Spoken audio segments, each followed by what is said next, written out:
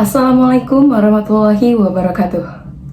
Perkenalkan, nama saya Meilatus Saidah dengan NIM 12492100096. Pada video kali ini saya akan membahas salah satu isu ekonomi makro yang sangat dekat dengan kehidupan sehari-hari kita, yaitu inflasi harga pangan di Indonesia yang akan saya analisis dalam perspektif ekonomi makro Islam. Sebelum masuk ke pembahasan berita dan analisisnya, simak video berikut ini. Mel, kamu tau gak sih, pas kemarin aku beli beras sama cabe, mahal banget harganya, malah dikit banget. Terus lagi, aku beli ayamnya kecil banget, mahal pula. Pantesan, tadi pagi kan aku sebelum ke kampus, aku beli sarapan di depan. Nah, aku beli ayam geprek, yang plus nasi gitu loh, yang sepaket. Nah, itu tuh ayamnya kecil banget di situ. Iya. Terus habis itu sambalnya juga itu dikit banget, kataku tuh.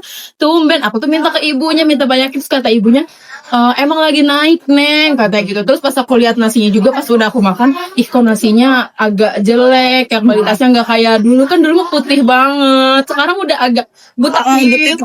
Iya. Ih, kenapa ya? Kenapa sih?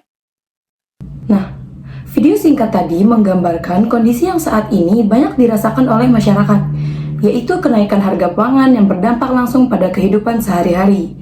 Fenomena ini bukan sekedar keluhan individu, melainkan bagian dari persoalan ekonomi makro yang dikenal sebagai inflasi pangan.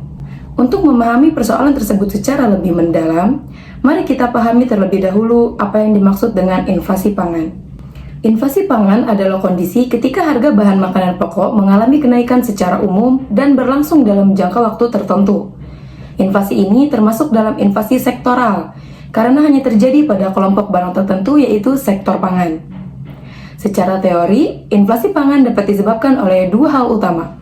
Yang pertama, inflasi akibat kenaikan biaya produksi, yaitu ketika biaya produksi dan distribusi meningkat sehingga harga jual pun ikut naik. Yang kedua, inflasi akibat gangguan pasokan, misalnya karena cuaca ekstrim, gagal panen, atau distribusi yang terhambat.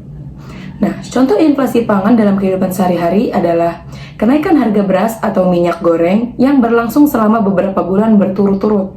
Hal ini menunjukkan bahwa inflasi pangan bukan sekedar kenaikan harga sesaat, melainkan fenomena ekonomi yang bersifat struktural. Berdasarkan berbagai pemberitaan media nasional serta data yang dirilis oleh Badan Pusat Statistik atau BPS, inflasi di Indonesia salah satunya dipengaruhi oleh kenaikan harga pangan. Beberapa komoditas pangan seperti beras, cabai, minyak goreng, dan telur mengalami kenaikan harga dalam periode tertentu. Inflasi pangan memberikan kontribusi yang cukup besar terhadap inflasi nasional karena pangan merupakan kebutuhan utama seluruh lapisan masyarakat. Kenaikan harga pangan ini dipengaruhi oleh faktor cuaca, gangguan distribusi, meningkatnya biaya produksi, serta adanya perilaku pasar yang tidak sehat seperti penimbunan barang oleh oknum tertentu. Dalam konteks ekonomi makro Indonesia, inflasi pangan memiliki dampak yang sangat signifikan terhadap stabilitas ekonomi nasional. Hal ini disebabkan karena pengeluaran pangan menempati porsi terbesar dalam pengeluaran rumah tangga, khususnya masyarakat yang berpenghasilannya rendah.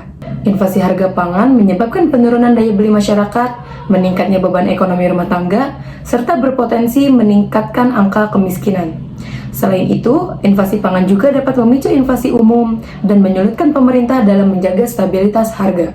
Oleh karena itu, inflasi pangan menjadi salah satu indikator penting dalam perumusan kebijakan ekonomi makro, khususnya dalam kebijakan stabilisasi harga dan pengendalian inflasi. Nah, dalam ekonomi Islam, aktivitas ekonomi harus berlandaskan pada prinsip keadilan, keseimbangan, dan kemaslahatan umat. Pemenuhan kebutuhan pokok masyarakat menjadi prioritas utama dalam sistem ekonomi Islam. Ekonomi Islam mencantumkan beberapa poin. Yang pertama, larangan ihtikar atau larangan penimbunan. Islam secara tegas melarang praktik ihtikar, yaitu penimbunan barang dengan tujuan menaikkan harga untuk memperoleh keuntungan yang berlebihan. Praktik ini memperoleh inflasi pangan dan sangat merugikan masyarakat. Yang kedua, prinsip keadilan. Islam mengajarkan bahwa harga harus terbentuk secara adil melalui mekanisme pasar yang sehat, tanpa adanya manipulasi, monopoli, maupun eksploitasi. Kenaikan harga pangan yang tidak wajar bertentangan dengan prinsip keadilan dan menciptakan ketimpangan ekonomi. Yang ketiga, ada peran negara dalam ekonomi Islam. Dalam perspektif ekonomi Islam, negara memiliki tanggung jawab besar dalam menjaga kesejahteraan rakyat. Ada beberapa poin yang negara wajib laksanakan. Yang pertama, mengawasi mekanisme pasar. Yang kedua, menjaga kelancaran distribusi pangan. Yang ketiga, mencegah penimbunan. Yang keempat, menjaga stabilitas harga. Dan yang kelima, melindungi masyarakat yang kurang mampu. Kebijakan seperti operasi pasar dan subsidi pangan ini merupakan bentuk nyata peran negara dalam mewujudkan kemaslahatan umat. Sebagai kesimpulan, inflasi harga pangan bukan hanya persoalan ekonomi makro, tetapi juga persoalan keadilan sosial. Dalam perspektif ekonomi Islam, stabilitas harga pangan merupakan tanggung jawab bersama antara negara, pelaku usaha, dan masyarakat. Menurut saya, kebijakan ekonomi seharusnya tidak hanya berorientasi pada pertumbuhan ekonomi saja, tetapi juga pada pemerataan kesejahteraan. Dengan menerapkan prinsip-prinsip ekonomi Islam, inflasi pangan dapat dikendalikan secara lebih adil dan berkelanjutan. Demikian berita analisis yang dapat saya sampaikan mengenai inflasi harga pangan di Indonesia dalam perspektif ekonomi makro Islam. Semoga berita ini dapat menambah wawasan dan pemahaman bagi kita semua. Terima kasih atas perhatiannya. Saya Meilatus Saidah, pamit undur diri. Wassalamualaikum warahmatullahi wabarakatuh.